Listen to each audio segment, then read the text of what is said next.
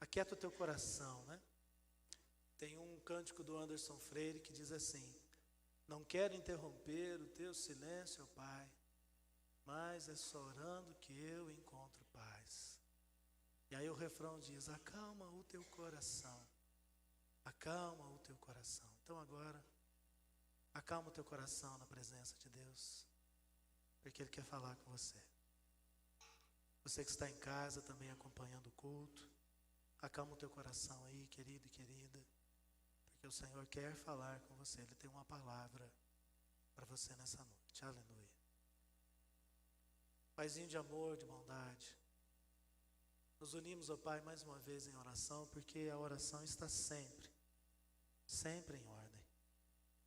E agora, Paizinho, te pedimos, o Senhor já falou tanto conosco ao longo desse culto e já nos abençoou tanto. Agora, por favor, Pai Santo, Pai Glorioso, fala mais uma vez através da Tua palavra, que será partilhada. E, Senhor, que cada versículo bíblico, cada valor, cada orientação, Senhor amado, possa servir para a nossa caminhada de fé. E que o Teu nome, Senhor, e só o Teu nome, seja, meu Deus, em todo tempo e em todo momento, exaltado e bendito. É a nossa oração, em nome de Jesus. Amém. Agindo com o coração, é o que Deus quer falar conosco hoje. E talvez pareça uma contradição, porque como é que o coração atua, como o coração age, mas é bom a gente lembrar que o coração é a representação da vida, é a representação das nossas vontades, dos nossos anseios, e não é apenas o lado sentimental da vida, mas o coração também representa a nossa possibilidade de fazer uma escolha.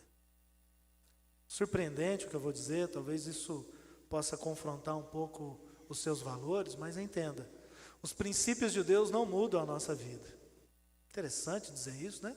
Um pastor dizer que os princípios de Deus não mudam a nossa vida. Por que muitas vezes os princípios de Deus não mudam a nossa vida? Porque nós temos uma suposta mudança comportamental.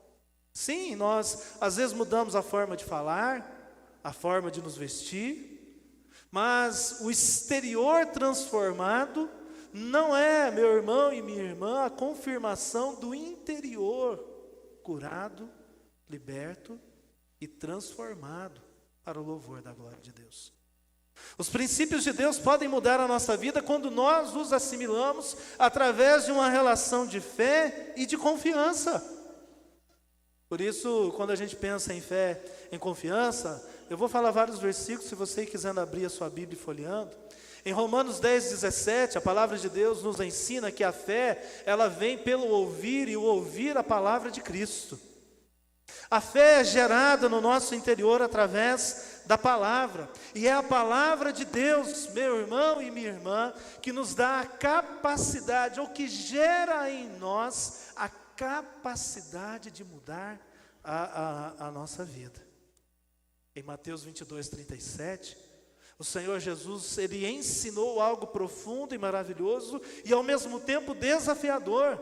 Em Mateus 22:37, o Senhor Jesus disse assim: ame o Senhor seu Deus de todo o seu coração, com toda a sua força, com todo o seu entendimento, com toda a sua alma. Ame o Senhor de todas as maneiras, ame o Senhor com todo o seu ser, ame o Senhor com toda a sua vida, ame o Senhor com toda a sua história. Amar a Deus não é apenas um ato sentimental, mas é uma escolha, é uma decisão que o Senhor coloca para mim e para você. Por isso existe um grande e intenso desafio, e esse grande e intenso desafio é a gente aprender a agir com o nosso coração. E aí a gente precisa aprender alguns valores e princípios sobre o nosso coração. Em Provérbios, não está projetado aí, se você quiser conferir na Bíblia, Provérbios 4:23, a palavra de Deus nos diz assim: acima de tudo, guarde o seu coração, porque é dele que procedem as saídas ou as fontes, dependendo da tradução, as fontes da vida. Guardar o coração, meu irmão e minha irmã, é conservar o lugar vivencial da nossa fé. É proteger o nosso coração. Você talvez já tenha ouvido alguém dizer assim: não, eu vou viver a vida de peito aberto. Viver a vida de peito aberto significa enfrentar os desafios, mas imagine o seu corpo rasgado e o seu coração exposto. Ele ficaria sensível às doenças, às bactérias, aos vírus, a feridas, a machucaduras. Então, meu irmão e minha irmã, a palavra de Deus está nos ensinando que nós precisamos aprender a guardar, a conservar o nosso coração. Sim, meu irmão e minha irmã, aprender a valorizar as coisas boas que Deus nos deu. E sim, querido e querida, entender que o coração fala do foco emocional, sim, do nosso relacionamento com Deus. Agora entenda um princípio. Ficou meio clarinho para ler aí, mas faça um esforço. Falando sobre coração, Jesus disse em Marcos 6,45, o homem bom, e eu vou fazer uma inclusão, a boa mulher, tira do bom tesouro do seu coração coisas boas e coisas ruins. Há um bom depósito no nosso coração, na nossa vida, e homens e mulheres de boa índole, ou com bom caráter, com bom direcionamento da vida, vão buscar na profundidade do seu coração os valores para a sua história, assim como as pessoas que pretensiosamente têm atitudes ruins, contrárias e nocivas, vão tirar da profundidade dos seus sentimentos a maldade para fazer contra as pessoas com quem convive. Jesus disse: o homem bom tira do bom depósito do seu coração. Um homem bom, meu irmão e minha irmã, um ser humano bom, agradável, aprende e recebe a palavra de Deus que está revelada através de Ezequiel 36, 26, quando o profeta disse, o Senhor revela através do profeta dizendo: removerei o coração de pedra e lhes darei um coração de carne. Muita gente endurecido, não é? Resistente, briguento, rixoso, enfim, cheio de conflitos, cheio de confusões, coração duro. Alguém um dia disse coração peludo, mas coração peludo não tem versículo na Bíblia. Agora coração duro tem. Removerei o coração endurecido, removerei o coração de pedra e lhes darei um coração de carne. Coração, gente, que de acordo com Provérbios, capítulo 27, versículo 29, olha que texto lindo. Assim como a água reflete o rosto, o coração reflete quem nós somos. Agora cuidado, porque nem sempre o nosso coração tem razão. Jeremias 17:9, a palavra de Deus nos diz assim: enganoso é o coração humano e desesperadamente corrupto. Quem poderá entendê-lo? Então cuidado. Tem muita gente seguindo o coração, mas um coração que ainda não teve a cura da palavra de Deus. E seguindo um coração doente, seguindo sentimentos, emoções e decisões governadas por um princípio de pecado, isso vai gerar, meu irmão e minha irmã, inadiavelmente, derrota, aflição, angústia, dores, casamentos destruídos, famílias desfeitas, pessoas que vivem completamente vivenciando em todo tempo, em todo momento, uma vida que nunca chega a lugar nenhum. Aquela expressão, o sujeito está num platô, né, amassando barro, né, atolado, não sai do lugar, a vida inteira no mesmo lugar, a vida inteira do mesmo jeito. Por quê? Segue a emoção, a percepção e a direção de um coração doente. Nessa noite o Senhor quer curar o meu e o seu coração. Amém, queridos? Essa noite o Senhor quer curar a minha e a sua vida. E Ele quer nos levar a agir com o coração, porque um coração curado, gente, um coração transformado, pode mudar o mundo. Amém? Você pode dizer isso comigo? Um coração curado, um coração transformado por Jesus, pode mudar o mundo. Pode mudar? O mundo. Agora ficou bom. Então, meus irmãos e minhas irmãs, hoje o Senhor, Ele quer nos chamar a agir com o coração. E meu irmão e minha irmã, entenda uma coisa: agir com o coração é receber da bênção de Deus. Eu tenho crido e tenho orado sobre isso nesses dias, estudado, enfim, clamado a Deus uma direção. E o Senhor trouxe mais uma vez ao meu coração a seguinte palavra: a igreja que eu abençoo, o povo que eu abençoo, é um povo que age com o coração. É um povo que age com o coração curado, transformado e renovado.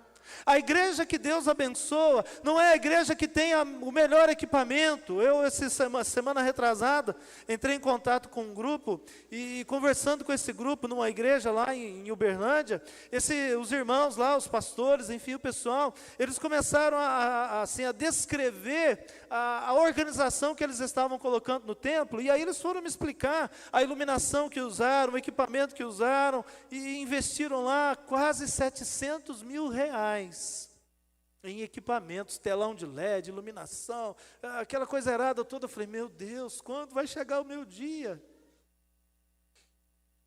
Eu queria ter um telão de LED aqui na igreja. E aí eu fiquei pensando nisso, e aí um dia o Senhor falou comigo assim: olha, isso é importante, é bom, mas isso não é tudo. Amém, igreja?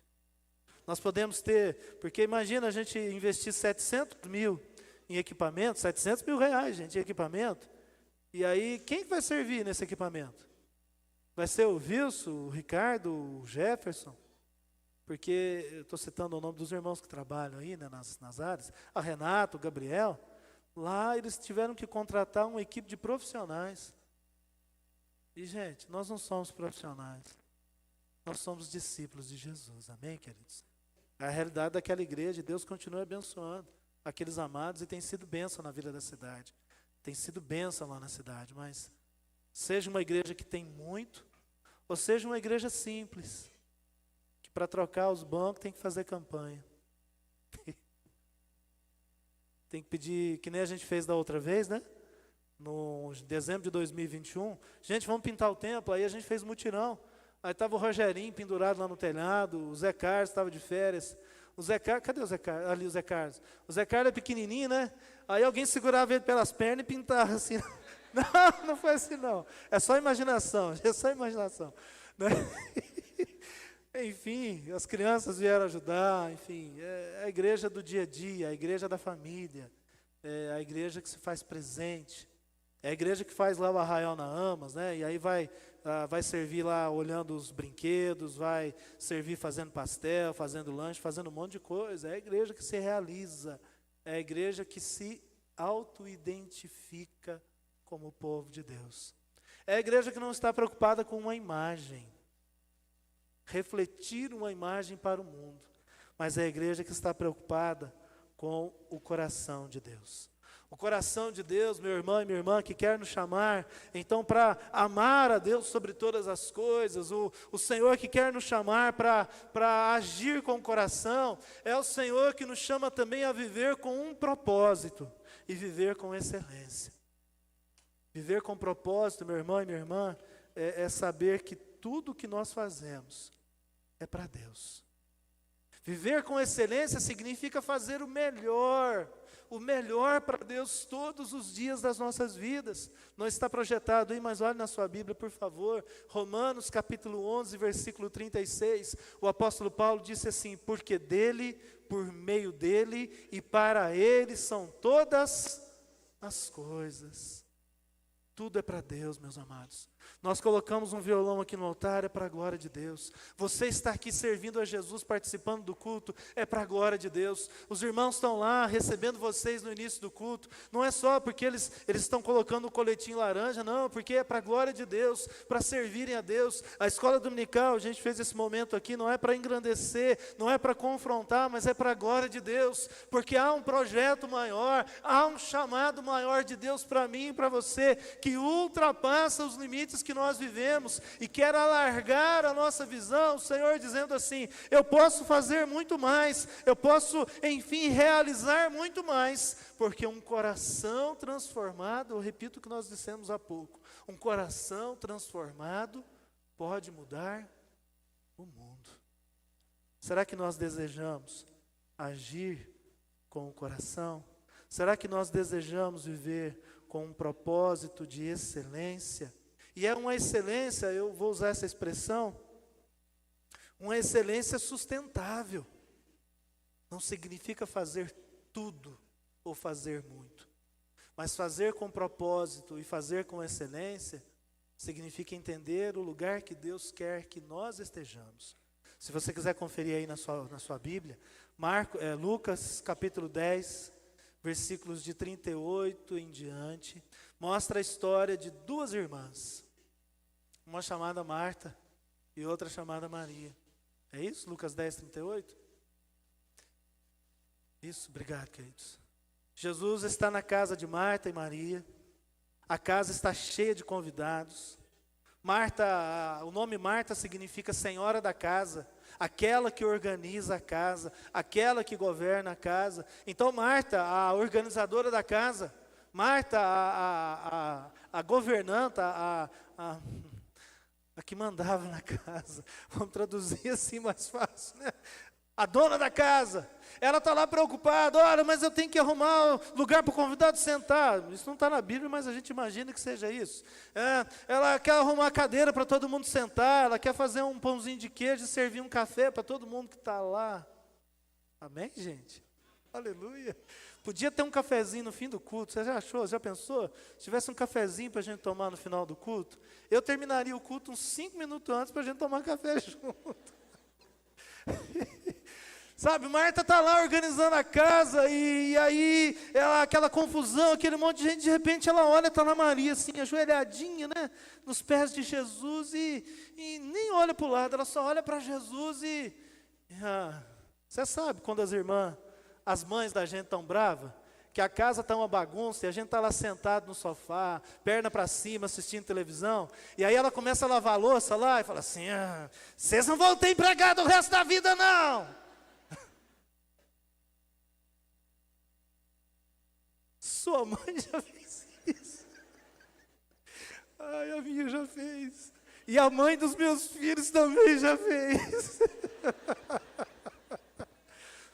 Então Marta está daquele jeito assim: Jesus, manda essa folgada aí me ajudar. E aí Jesus fala assim: Marta, Jesus era demais, né? Marta, você anda preocupada, ansiosa, mas uma coisa só foi pedida e não será tirada de Maria, porque ela escolheu a melhor parte. Jesus repreendeu Marta porque ela estava trabalhando. Jesus falou assim: para de trabalhar. Jesus falou assim: Marta, se você escolheu servir, faça com propósito, faça com excelência, sem reclamar, sem murmurar, faça para mim de todo o seu coração. Como Maria, nesse momento, está aqui ajoelhada, adorando, e isso não será tirado dela, a sua glória e graça de servir também não lhe será tirada. Mas Marta, faça de todo o coração. Amém? Tem alguma Marta ou algum Martinho aí do seu lado? Fala para ele ou para ela assim: serve de todo o coração.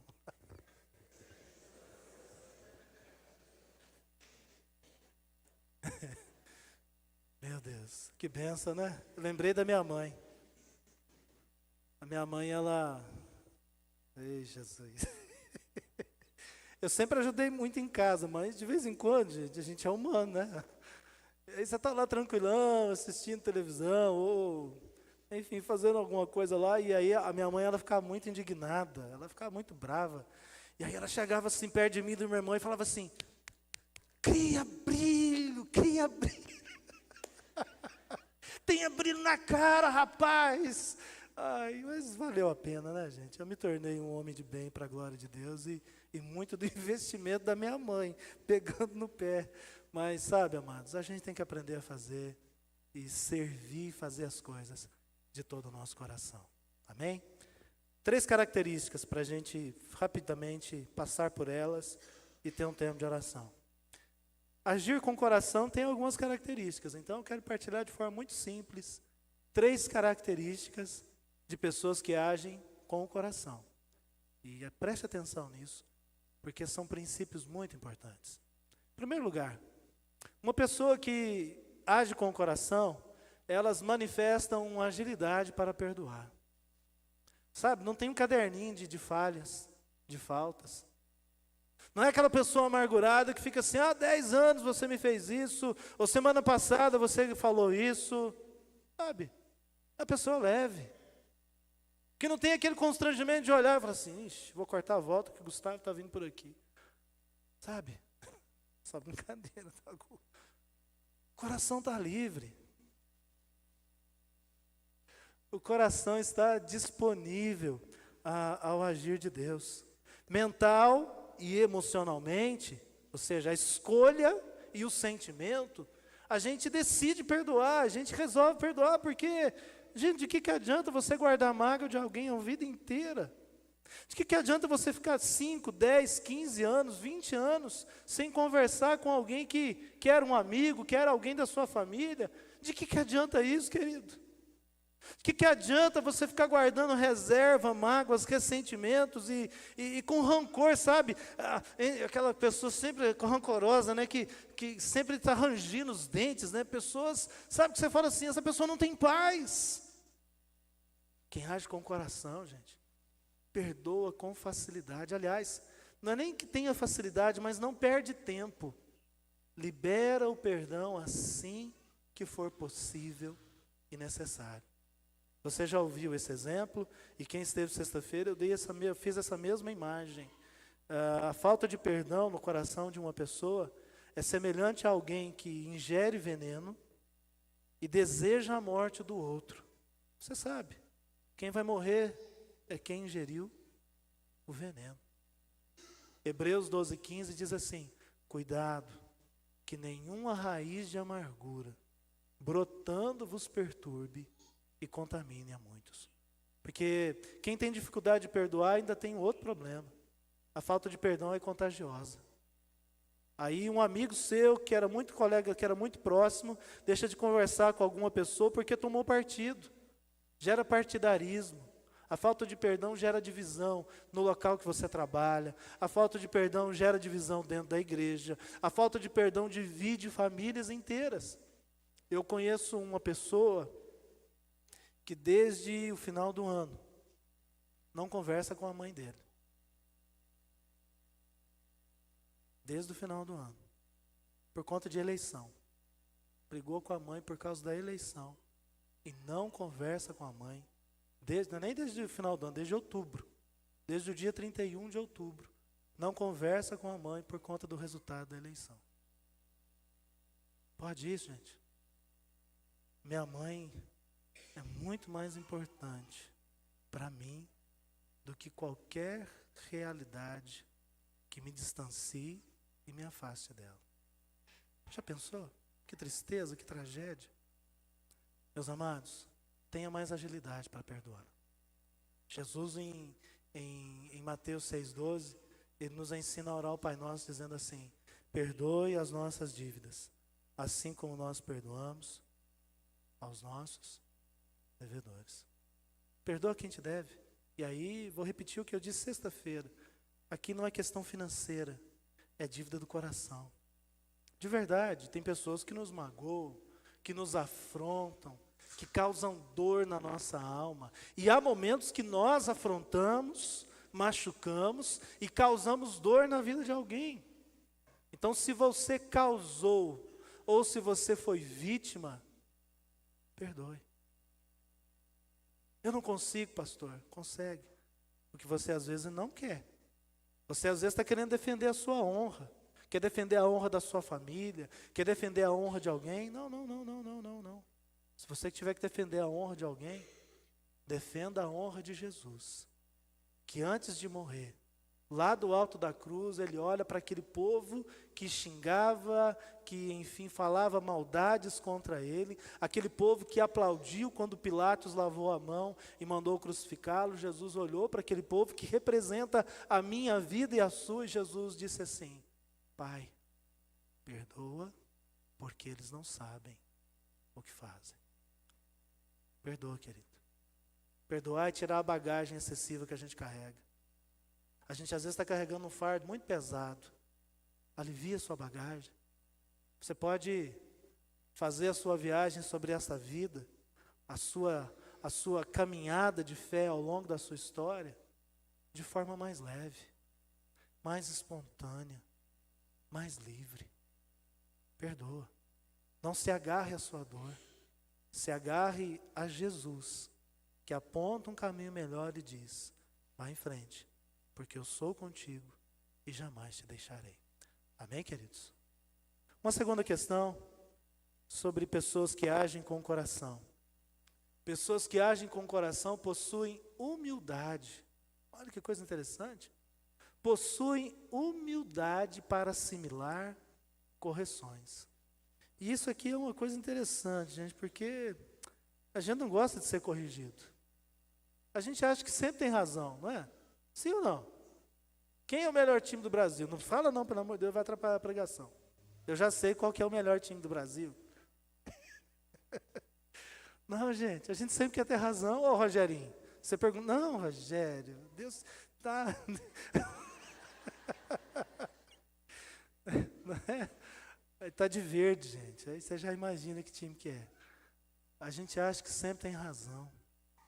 Mas será que a gente sempre tem razão? Eu detestava assistir aquele seriado. Detestava, não, detesto, não gosto. Aquele seriado do Chaves. O meu irmão amava assistir o Chaves. Meu irmão, meu Deus, era briga em casa. Só tinha uma televisão. Aí você imagina a confusão que era. Mas eu lembro que um dia ele estava assistindo lá o programa. Eu nunca esqueci essa frase. Eu detesto aquele programa, mas eu nunca esqueci essa frase que eu vi no programa do Chaves. Um dia lá num seriado do Chaves, eles estavam na escola. E o professor lá, aquele grandão, falou assim: a única vez que eu errei foi quando eu achei que tinha errado. O professor dando aula para os alunos disse isso lá no seriado do Chaves. A única vez que eu errei foi quando eu achei que tinha errado. Quer dizer, ele estava certo, ele não errou. Você entendeu a lógica? Sabe, amados? Então, assim, claro, isso é uma brincadeira, só para descontrair, mas isso é um pouco de arrogância. Quando a gente acha que a gente sabe tudo, quando a gente acha que nós fazemos tudo do melhor jeito, não tem pessoas que pensam assim: tem um jeito errado e tem o meu jeito. Sim ou não? Tem o jeito errado que todo mundo faz e tem o meu jeito que é o único certo. Olha, gente, peraí. E se alguém te chamar a atenção? Deus pode usar o teu marido, tua esposa, Deus pode usar o seu filho, Deus pode usar o pastor da igreja, Deus pode usar um irmão, uma criança, Deus pode usar, enfim, Deus é Senhor, soberano. Ele pode usar de diversas maneiras para chamar a sua atenção e dizer assim: aprenda. E quando Ele chama a nossa atenção? Será que a gente cria uma desculpa? Não, mas não é bem assim não. Ou será que a gente diz: não, obrigado, eu prometo melhorar, eu vou me esforçar para melhorar. E essa é uma segunda questão da humildade. Mudar não é fácil, gente. A gente tem que tentar muitas e muitas vezes mudar alguns hábitos, mudar algumas realidades da vida. Eu tomo café, eu gosto de tomar café. Não sou aquela pessoa que toma café o dia inteiro. Tem gente que toda hora bebe café. Eu gosto, eu bebo, mas uma certa época atrás eu decidi fazer o teste de tomar café sem açúcar.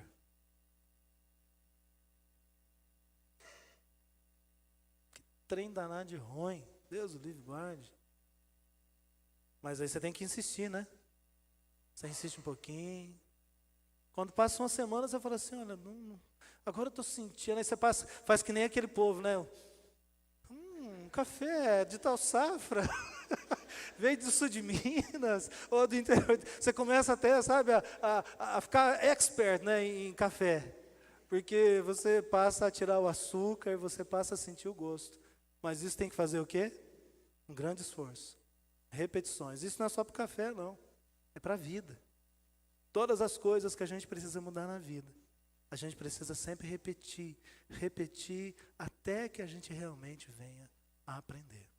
Quem dirige sabe, por exemplo, que a gente está no carro e pode ser uma reta, uma rua, uma estrada reta, que não tenha nenhum tipo de curva, o asfalto pode estar completamente lisinho, sem nenhum buraco, mas quem dirige sabe que a gente tem sempre que fazer algumas correções, não é? O volante, o carro pode estar alinhado, pode estar tudo certo, mas não basta você pegar um barbante, pegar lá a fitinha, amarrar ali na maçaneta do câmbio e dizer assim, vai carro, vai sozinho. Tem carro que já faz isso, né? Mas aqui eu estou falando ainda para os mortais, os nossos aqui nenhum faz isso, né? Nenhum dos nossos, ainda não, um dia Deus abençoe e prospere que a gente tenha, mas ainda não, nenhum de nós aqui tem daqueles carros que vão sozinho para onde eles querem, certo? Pode ser que alguém já tenha aquele que estaciona sozinho, demais aquilo, né? Mas normalmente, gente, a gente tem que fazer correções. Andando de bicicleta, a gente não tem que fazer algumas correções no trajeto para chegar no objetivo. Então, a nossa vida, muitas vezes nós temos que fazer muitas correções de rota para que a gente chegue no lugar que nós almejamos. E quando a gente aprende a agir e transformar então a nossa história, a gente aprende que nessas pequenas correções nós construímos uma vida de submissão, uma vida de resignação. O salmista no Salmo 37, não está aí, mas olha na sua Bíblia, no Salmo 37, versículo 4, né? Construir uma vida de submissão é entender, meu irmão e minha irmã, o princípio do Salmo 37, 4, que o Senhor satisfará os desejos do nosso coração. Mas será sempre assim? Em Provérbios 16, 9, o escritor de Provérbios, o rei Salomão, disse assim, em seu coração o homem planeja o caminho, mas o Senhor lhe dirige os passos.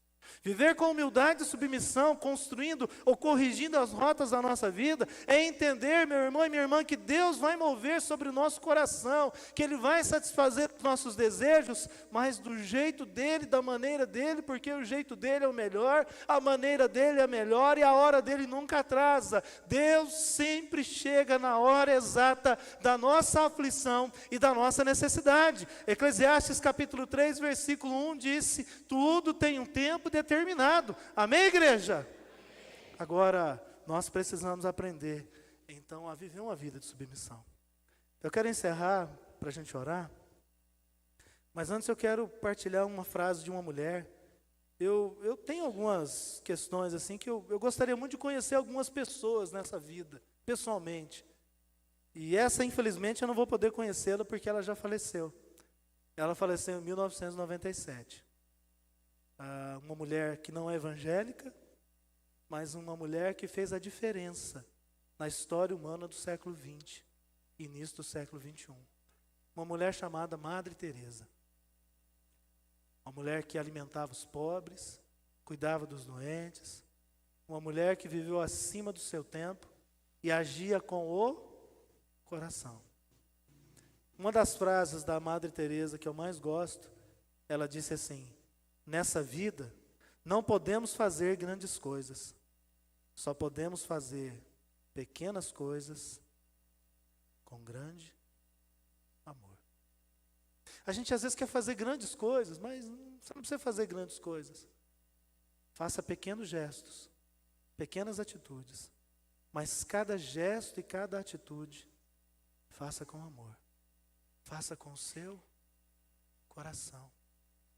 Se você vai cuidar da sua família, não faz igual a Marta, ficar reclamando. Faça com o seu coração. Amém, queridos? Se você serve no ministério da igreja, seja ele qual for, não sirva por vaidade ou por uma imagem de espiritualidade, mas sirva de coração, porque é para Jesus. É para o Senhor Jesus. É para Ele. Vou repetir Romanos 11, 36. É para Ele. E é por meio dEle. A Ele a honra, a Ele a glória, a Ele o louvor. Amém, queridos? Pequenas coisas com grande amor. Então eu te pergunto, você está pronto para dar espaço para o Espírito Santo te conduzir? Você está pronto? Oi, Simone. Vou te ver. Eu esqueci tudo lá que eu aprendi, mas... Sabe, mas não, essa aqui é assim, né? Aí, esse aqui a gente não esquece. Você está pronto para dar espaço para a ação do Espírito Santo na sua vida? Está pronto para agir com o coração? Então, meu irmão e minha irmã, lembre-se. Você está pronto para que, em nome de Jesus, você possa amar a Deus com todo o seu coração? Você está pronto, meu irmão e minha irmã, você está pronta para a glória de Deus agir com todo o seu coração? Você está pronto, você está pronta para viver como se toda a sua vida dependesse disso? A gente às vezes acha assim, eu não consigo, eu não posso. Mas se a nossa vida dependesse daquilo que é necessário que seja feito, será que nós não nos esforçaríamos mais? Será que nós não nos dedicaríamos mais? Como é que é o negócio lá, Deus? O presente sem o dono do presente? Será que vale a pena a gente receber um presente sem aquele que abençoa, sem aquele que gera o presente, sem aquele que gera a vida? Meu irmão e minha irmã, será que nós estamos prontos para viver uma vida cristã como se tudo dependesse disso? Essa é uma história, queridos, ou essa é uma época da história, deixa eu repetir a frase, em que a gente precisa reverter muitas coisas que nós vivemos em 2020, em 2021. A igreja, de forma geral, perdeu o senso da dependência de Deus. As pessoas estão perdendo o temor de Deus, estão brincando com as coisas de Deus. Essa é uma hora, queridos, esse é um tempo que o Senhor nos chama para viver exatamente agora, século 21, ano de 2023, na pequenina cidade de Cândido Mota, cidade da Terra Vermelha. E nesse tempo, é nesse momento, e é aqui, ou lá em Assis, né, os irmãos que vieram de Assis, é ali, é aqui, que o Senhor quer nos usar para mudar a história. Mas para mudar a história, a gente precisa agir com o coração. Se Deus tivesse agido com a razão, o que ele teria feito? Teria destruído a humanidade. Mas como ele agiu com o coração, porque João 3,16 não diz, porque Deus amou o mundo de tal maneira, que enviou o seu único Filho, Jesus Cristo, para que todo aquele que nele crê não pereça, mas tenha a vida eterna. Ele agiu com o coração. Ele fez como se toda a existência dependesse daquela atitude. Será que não é hora de nós agirmos assim também? Com todo o nosso coração na presença de Deus? Eu quero encerrar para a gente orar, mas eu quero te convidar a partir de hoje a viver cada dia da sua vida como se toda a sua vida dependesse daquele momento, daquela história. Porque se existe uma verdade, queridos, é que nós não sabemos o que vai acontecer conosco amanhã. Você pode ter marcado uma reunião, uma consulta médica, você pode ter planejado muitas coisas para amanhã, mas você não tem garantia de que estará aqui amanhã. Eu não quero que ninguém morra, tá bom? É só uma reflexão. Nós não temos garantia nenhuma. A única garantia que nós temos é esse momento. E esse momento, a gente precisa vivê-lo como se toda a nossa vida dependesse disso. Amém, igreja? Feche os teus olhos um pouquinho.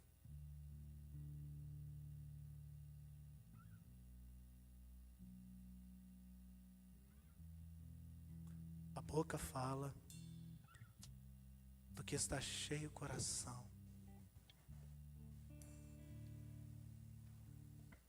O que tem ocupado os espaços do seu coração nessa noite.